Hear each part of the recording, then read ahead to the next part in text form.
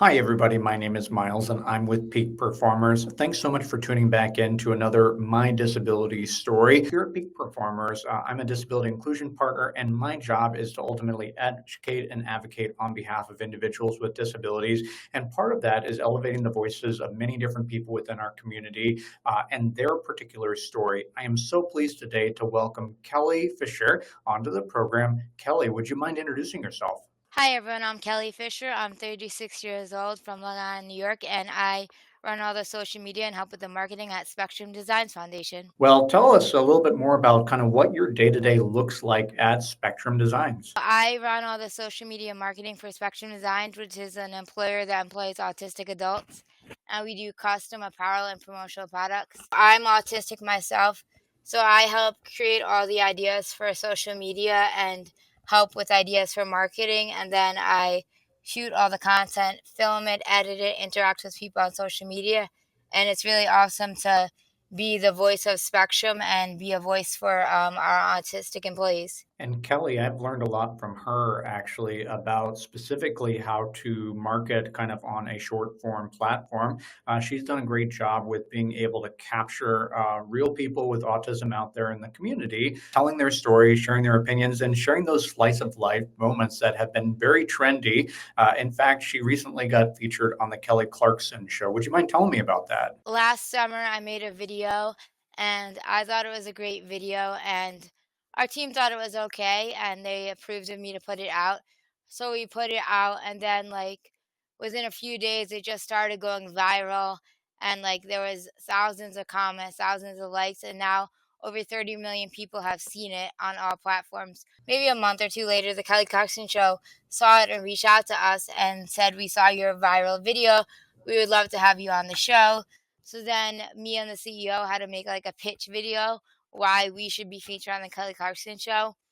And then eventually, a few months later in February, they had me and the CEO on the show, and we got to showcase the viral video and talk about what Spectrum does. And it was a pretty awesome moment to know that my content had made an impact, and we got to go on national television. So that was really cool. And what was that experience like going into such a large platform and meeting somebody that is pretty famous? So it was pretty nerve-wracking and it was pretty last minute. Like, they called us 2 days before they wanted us to be on the show. But I will say the team was very good at preparing me and Patrick. Like, we had a few Zoom calls, they asked us questions, and they learned about what we do and what Spectrum does. When we got into the studio, they prepared us, they told us what questions Kelly was going to ask us, and they highlighted what they liked that we said. So they were very good at preparing us so that we weren't going in blind. The show is not live, but it's nerve wracking being in front of cameras and an audience of hundreds of people. Kelly Clarkson is lovely, and she is just as nice as you would imagine, if not nicer. And it was a great experience. Last year when we went viral, it was our biggest year yet. And now we're on track to do even better than that, which is amazing. And it's big in part thanks to social media and television for highlighting us and people just spreading the message. And no matter what type of video you do, whether it's what people are having for lunch or educating people on autism, it gets viewers there and then people make orders.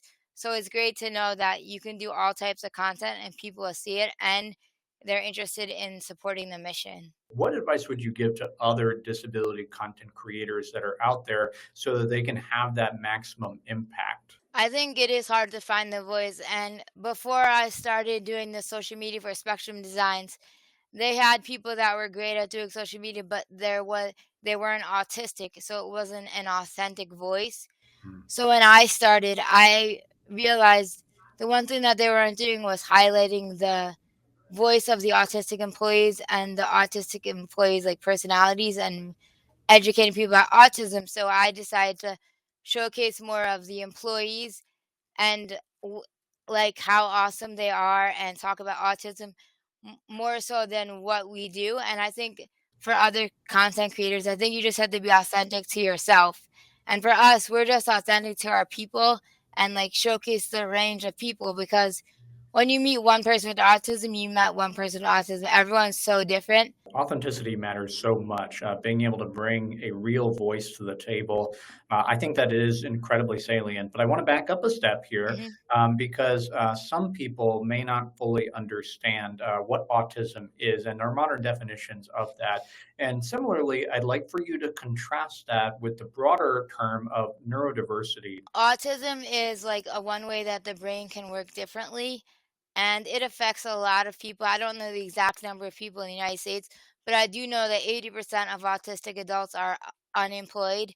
So it's very hard for them to get a job. And neurodiversity is the idea that brains come in all kinds, and it includes autism, ADHD, dyslexia, and all different differences that bring value. I feel like now with social media, more people are getting diagnosed because they're learning more about themselves.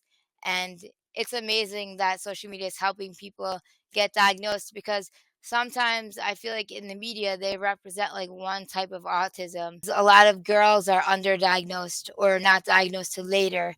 For example, I wasn't diagnosed until I was 14. What was that process like for discovering that you were autistic, and what were maybe some of those early indicators that you gradually started to put the pieces together? So when I started going to middle school, my mom noticed I wasn't like as socially developed as my peers. I was like super quiet and shy and quiet, and she knew like there was something different with me. So she started taking me to a psychiatrist, and I had to take several different tests, and then eventually she diagnosed me with pervasive developmental disorder and autism spectrum disorder, anxiety and depression. And I went to private school, so I was never in like special education or anything. I was never super great in school. Like I was never good at math, but like other subjects I did okay and it didn't really stand out. And I was told I would never get my driver's license or succeed going away to college because of my autism, but I did all that. When I was an adult, I understood my diagnosis more. And now with all like the social media and the internet, it's so much easier to learn more about different things. One of the hardest things with me is getting a job was always like super frustrating. I had 2 college degrees, I went to high school, I was super knowledgeable about different things, but I would go on interviews and I wouldn't get callbacks. Or one interview I went on, the employer told me he couldn't hire me because I didn't make eye contact. It upset me. But once I understood my autism more, I think it made me more comfortable with myself. And then I eventually found Spectrum Designs at a networking event. I met one of our co-founders and I was introduced to Spectrum, and then everything just fell into place from there and it's been amazing. Thank you for sharing that. And could you back up and kind of describe specifically how autism affects you and how you perceive the world that might be different than somebody who would be quote unquote neurotypical? I feel like it affects me more like socially. I'm like super awkward. I'm not good with eye contact. I'm a little bit clumsy, I can be very loud, and I just notice a lot of times I think about things differently. So I just think I have a different way of seeing things, and it is a strength. I don't think it's a flaw. And what kind of work are you doing right now to help change the perception that's out there that there's something, quote, wrong with people if they do have autism? Like, how are you helping combat that? And what would you say to people that might still harbor those biases? With our social media, I like to try to educate people about like autism, like misconceptions and things they might not realize, and show people that all different types of autistic people can have a job. It doesn't matter if you went to college. It doesn't matter if you're super verbal or like you not too verbal. Anyone can have a job. It's more if you just focus on the ability instead of their disability. There's a lot of people here that parents never knew that there would be anything for them after they graduated high school and they were worried for them. And some of our employees have been here for 10 years and they work a few days a week. They make a paycheck, and it's amazing to show people that anything can happen. When people doubt you, it just pushes you further to want to do more. And we have some of the most dedicated, loyal employees than like any other job I worked at. You never hear people say, "Oh, it's my 10-year anniversary. Oh, it's my 5-year anniversary." People just love working here, so it's amazing. If you could wave a magic wand into the collective consciousness of American to dispel a couple of myths, what would those be? One myth is like that all autistic people are good at math, and like that is not my strong suit. We're all obsessed with trains. Like I know nothing about trains, and I could care less about trains. I know that I've heard a little bit that sometimes there might be a lack of empathy or Oh something. yeah, that's a good one. Yeah, that lack of empathy. If anything, I care so deeply about others, and I am very emotional. The thing about autism is everyone is so different. Like it's a spectrum for a reason. People assume that all autistic people are the same when like we're so different. And I feel like sometimes in the media, like it's all portrayed as like a nerdy guy, and not all of us are nerdy guys obsessed with video games. Well, and I think the other thing that's important to call out too is that most of us would agree that the amount of people with autism has not risen. There's not more people with autism right now. Would you agree with that? And like, where are we getting that misconception? Years ago, like it wasn't as common, like, and people didn't understand it. And now people understand it now. So more people are getting diagnosed. But I don't think the amount of people has changed. I'm 35. When I was diagnosed, my mom probably didn't know as much about autism as she does now.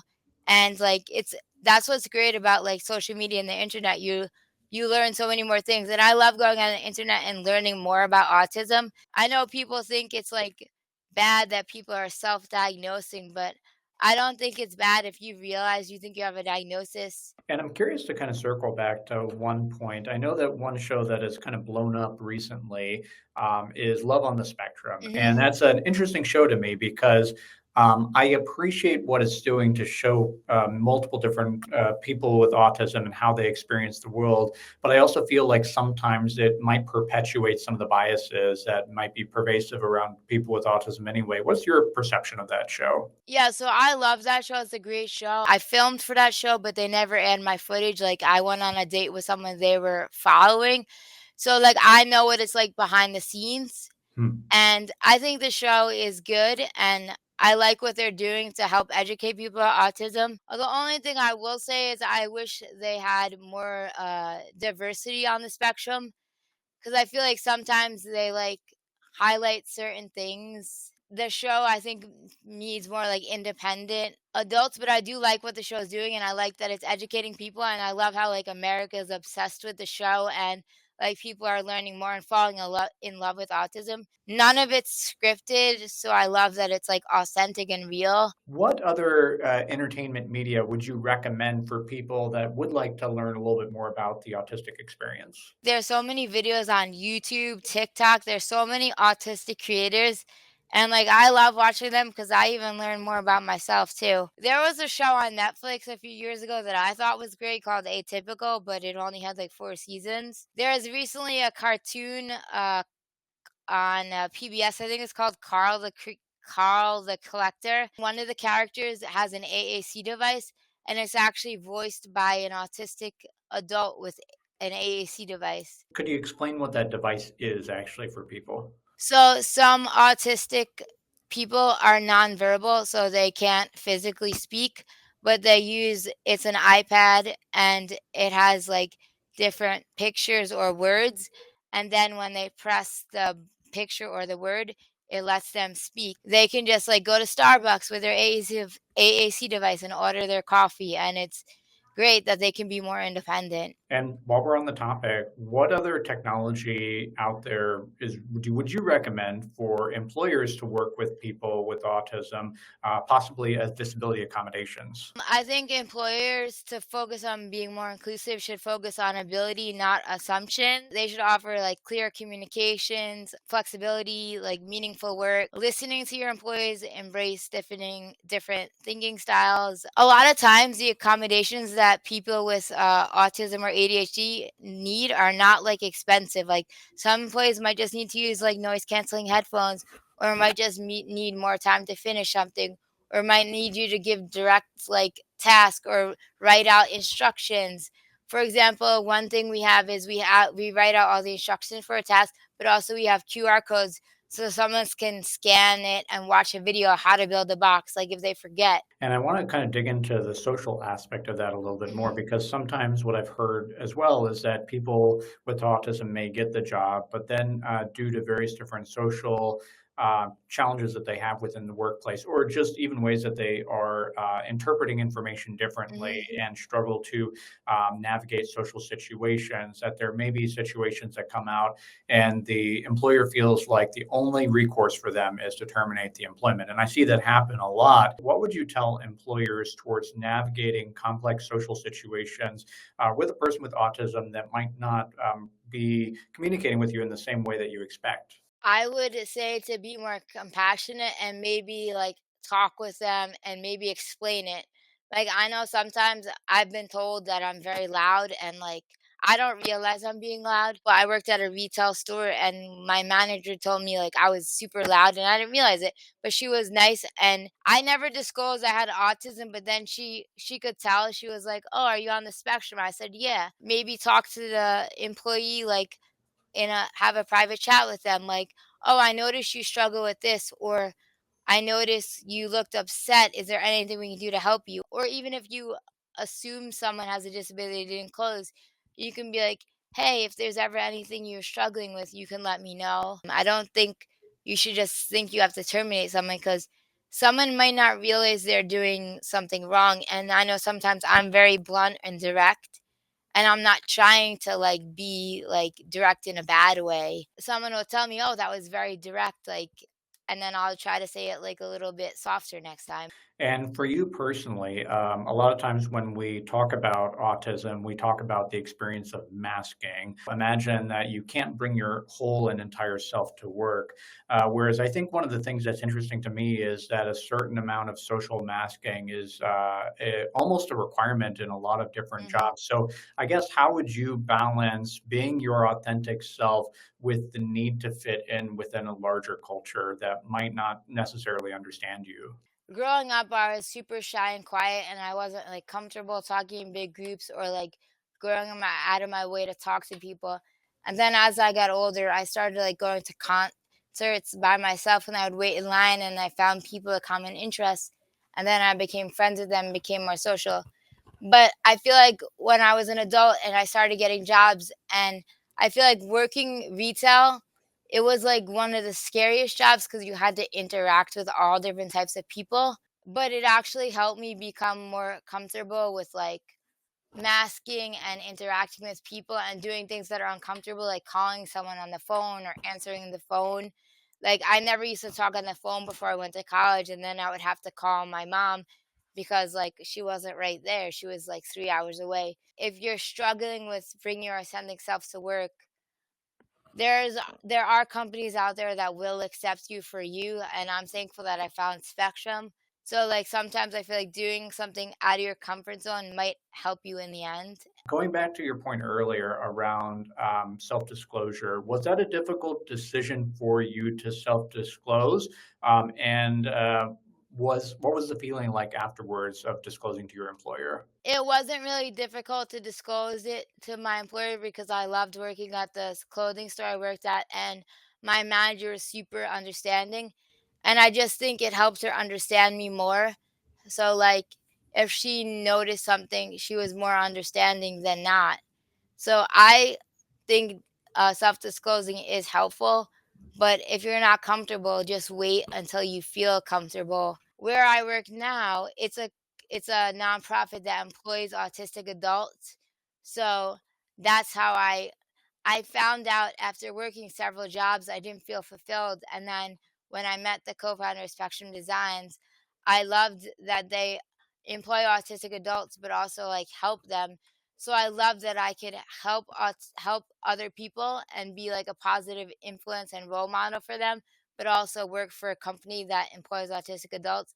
So here it was very easy to self-diagnose because they want autistic employees because that's what makes us Spectrum Designs. And give me a quick plug for Spectrum Designs. Like, what is the scope of y'all's work and how are you changing the world? Spectrum Designs is a custom apparel and promotional products company that employs autistic adults.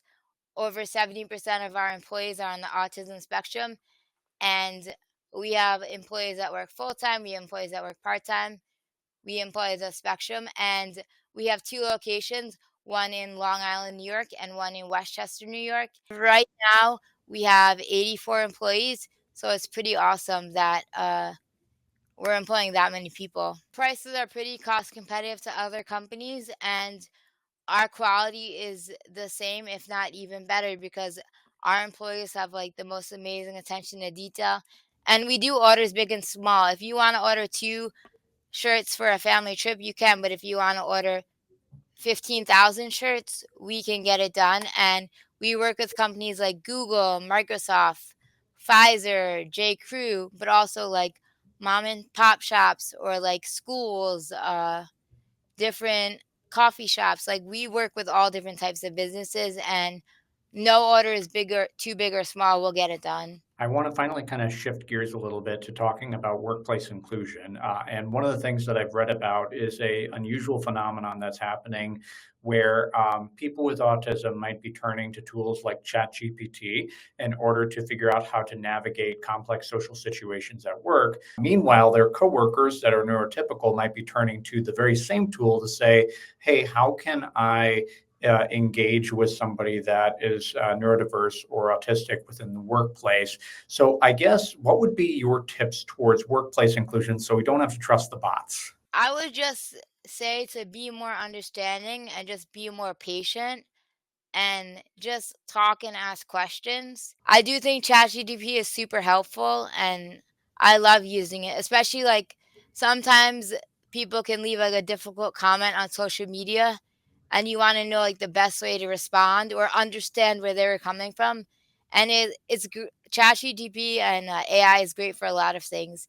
And I love that it's helping people like navigate social situations because there's so many different types and they can be very nerve-wracking. Some of them you just can't respond to, but some of them you just want to like educate them and like and it's hard like you want to be nice. So like ChatGPT is great for that cuz I'll say like an idea and then it will just make it sound nicer. I like that. I appreciate your perspective on that because I feel like sometimes I'm such of a AI pessimist. As we kind of wrap up, if you were to speak to your 14-year-old self, 14-year-old Kelly, and talk to her about what lies ahead for her, and help give her guidance so that she can adjust to the world, and learn to appreciate herself, what would you say to Kelly? Just keep being you and never give up and things will happen how they're meant to be.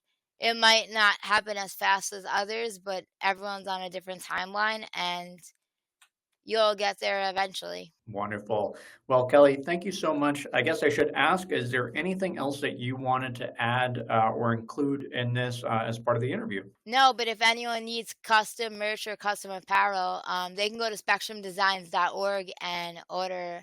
We'll absolutely drop a link in there for that. And Kelly, Awesome. thank you so much for Thank you coming so much. on. It was lovely chatting with you. Can't wait to see how it comes out. Likewise, Kelly, take care. Bye. Bye.